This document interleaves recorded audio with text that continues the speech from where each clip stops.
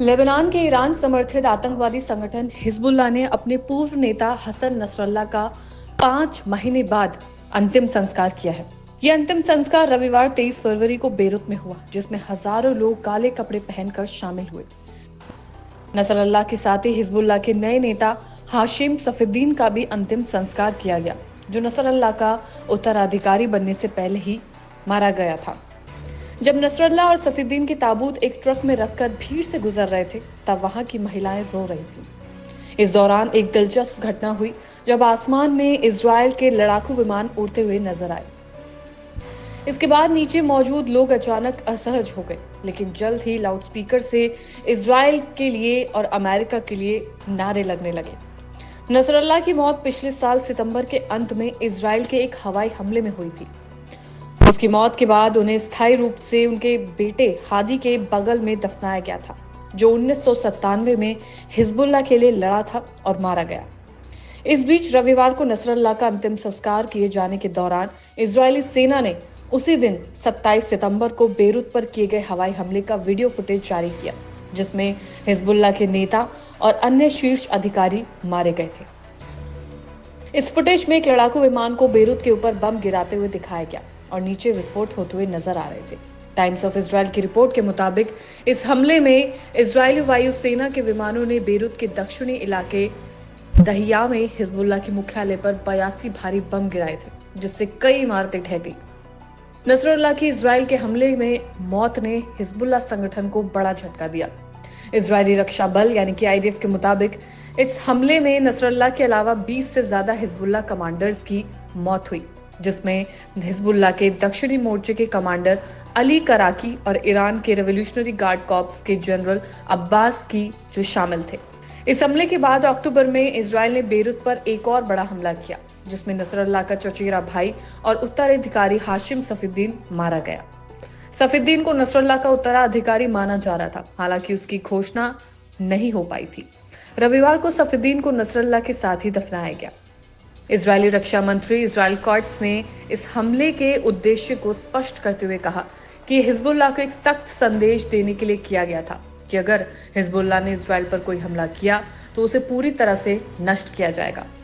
इस हमले में साफ साबित होता है कि इजराइल हिजबुल्लाह के खिलाफ कड़ी कार्रवाई करने में पीछे नहीं हटेगा।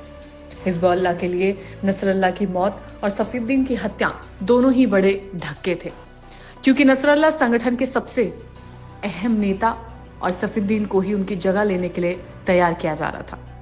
इन घटनाओं ने हिजबुल्लाह को इस स्थिति में डाल दिया कि अब अपने अगले कदम के बारे में सोचने के लिए वो मजबूर है। इजराइल द्वारा जारी किए गए हमले की वीडियो फुटेज और हिजबुल्लाह के साथ युद्ध की बढ़ती संभावनाएं ये दिखाती है कि संघर्ष भविष्य में और भी गंभीर रूप ले सकता है।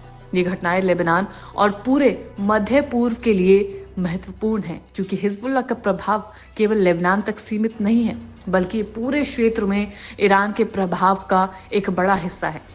इन घटनाओं के बाद ये भी देखा जाएगा कि हिजबुल्लाह किस तरह से अपनी स्थिति को फिर से स्थापित करता है और क्या वो इजराइल के खिलाफ और ज्यादा हमले की योजना बनाता है। ये घटनाएं न केवल एक सैन्य संघर्ष का हिस्सा है, बल्कि क्षेत्रीय राजनीति, शक्ति संतुलन और देशों के बीच रिश्तों में गहरे बदलाव की ओर इशारा करती है। अब आपको एक रिपोर्ट दिखाते हैं जिसमें हाल ही में इजराइल के बंधक हमास की कैद से रिहा किए गए हैं। देखिए खास रिपोर्ट। हमास ने हाल ही में इजराइल के 3 बंधकों को रिहा कर दिया है और इस बात की पुष्टि इजराइल की सेना ने की है। इजराइल की सेना ने बताया कि तीनों बंधकों को हमास से रिहा किया और अब उन्हें वापस इजराइल लाया जा रहा है। इजरायली सेना के मुताबिक इन बंधकों की शुरुआती मेडिकल जांच की जाएगी। जिन बंधकों को रिहा किया गया है उनमें ओमर वेंकट, ओमर शेवटोव और एलिया कोहेर शामिल है। इन तीनों को हमास ने नकाबपोश सशस्त्र लड़ाकों ने नुसेरात शहर में सैकड़ों फिलिस्तीनी लोगों के सामने मंच पर लाया था। इससे पहले दिन में गाजा के रफा शहर में 2 बंधकों को रिहा किया गया। उनकी पहचान ताल शोहम और एवेरा के रूप में की गई है। बताया जा रहा है कि छठे बंधक को जल्द ही रिहा किया जाएगा। इन बंधकों को 7 अक्टूबर 2023 को अगवा किया गया था, जब हमास ने इजराइल पर एक भयंकर हवाई हमला किया था, जिसकी तस्वीरें सोशल मीडिया पर लगातार वायरल हो रही थी, जिनमें 1200 लोग मारे गए थे। इस हमले के बाद इजराइल ने गाजा में हमास के खिलाफ सैन्य कार्रवाई शुरू कर दी थी। इसके अलावा 36 साल के हिशान अल सईद को गाजा से रिहा किए जाने की उम्मीद थी। अल सईद और मेंगिस्टू को हमास ने उस समय बंधक बना लिया था जब वो करीब 10 साल पहले गाजा में घुसे थे। ये जानकारी दी गई है कि 6 लोग 33 बंधकों के समूह में अंतिम जीवित बंधक हैं, जिनका 19 जनवरी को युद्ध विराम समझौते के पहले चरण में रिहा किया जाना था। इजरायल ने फिलिस्तीनी कैदियों की रिहाई को अनिश्चित काल के लिए रोक दिया है। ये कैदी शनिवार को रिहा किए जाने थे, लेकिन हमास द्वारा युद्ध विराम के उल्लंघन की वजह से ये फैसला लिया गया। इजरायली पीएम बेंजामिन नेतन्याहू के कार्यालय ने बताया कि कैदियों की रिहाई को तब तक के लिए टाल दिया गया है जब तक कि हमास अपने बंधकों के सम्मान का उल्लंघन करने वाले कार्यक्रमों से नहीं हटता। इजरायल के प्रधानमंत्री बेंजामिन नेतन्याहू ने शनिवार को एक बैठक के दौरान ये फैसला लिया। ये फैसला इजरायल द्वारा सीजफायर समझौते से पीछे हटने का कारण बन सकता है। समझौते के पहले चरण में 25 बंधकों को रिहा किया गया था और 4 अन्यों के शवों को इजरायल लाया गया था, लेकिन गाजा में अभी भी 63 लोग हैं। पहले चरण के अंदर 4 शवों को गाजा से भेजे जाने थे। हमास ने शनिवार को जब बंधकों को रिहा करने के लिए एक समारोह का आयोजन किया तो 5 यहूदी बंधकों को मंच पर परेड कराई गई। इसके बाद छठे बंधक को रिहा किया गया। इसके अलावा अन्य बंधकों को एक प्रोपेगेंडा वीडियो बनाने के लिए मजबूर किया गया। इजरायल और हमास के बीच हुए समझौते के तहत बंधकों की रिहाई हो रही है। हाल ही में हमास ने 3 इजरायली बंधकों को रिहा किया। इन बंधकों को पहले बाहर लाया गया और फिर इनकी परेड कराई गई। उन्हें रेड क्रॉस के अधिकारियों को सौंपे जाने से पहले प्रमाण पत्र दिखाने के लिए कहा गया।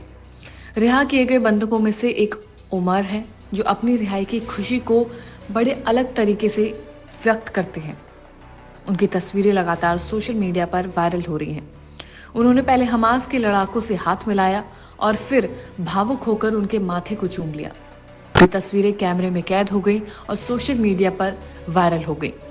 टाइम्स ऑफ इजराइल के मुताबिक उमर के पिता मल्की शेवटोव ने कहा कि उनके बेटे का खुशनुमा व्यवहार उसकी सकारात्मक सोच को दर्शाता है। उन्होंने चैनल को बताया कि वीडियो कॉल में बताया गया कि उनका बेटा दुबला पतला जरूर है, लेकिन वो हमेशा खुश रहता है और दुनिया का सबसे सकारात्मक व्यक्ति है। इजरायली सेना ने बताया कि रिहा किए गए बंधक ओमर शेवटोव, एलिया कोहेन और ओमर वेंकट ने हमास की कैद में 505 दिन बिताए हैं। अब वो इजरायल लौट चुके हैं और उनके शारीरिक और मानसिक स्वास्थ्य का परीक्षण किया जा रहा है, यानी कि उनका मेडिकल टेस्ट कराया जा रहा है।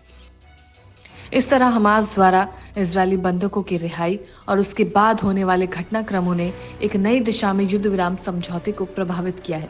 ये देखना होगा कि भविष्य में दोनों पक्ष किस तरह से संवेदनशील मुद्दे को सुलझाते हैं और बंधकों के मामले में कोई स्थिर समाधान लेकर आते हैं।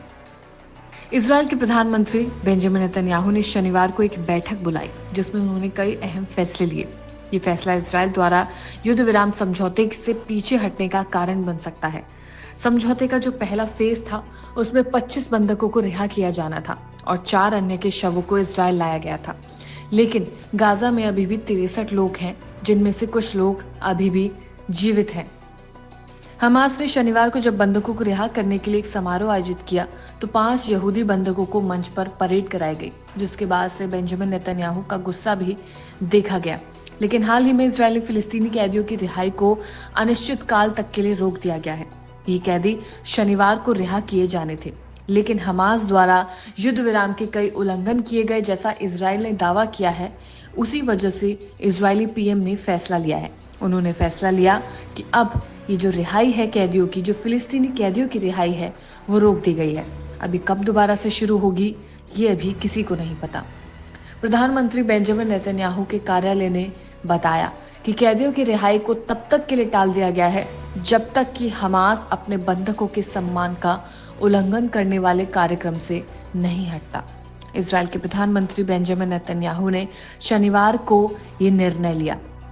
अब हाल ही में ये जो लोग रिहा किए गए हैं उनकी तस्वीरें लगातार सोशल मीडिया पर वायरल हो रही हैं, जिसके बाद एक बंधक जो रिहा हुआ है हमास की कैद से, वो हमास के लड़ाकों के माथे चूमते हुए नजर आ रहा है, उनसे हाथ मिलाता हुआ नजर आ रहा है।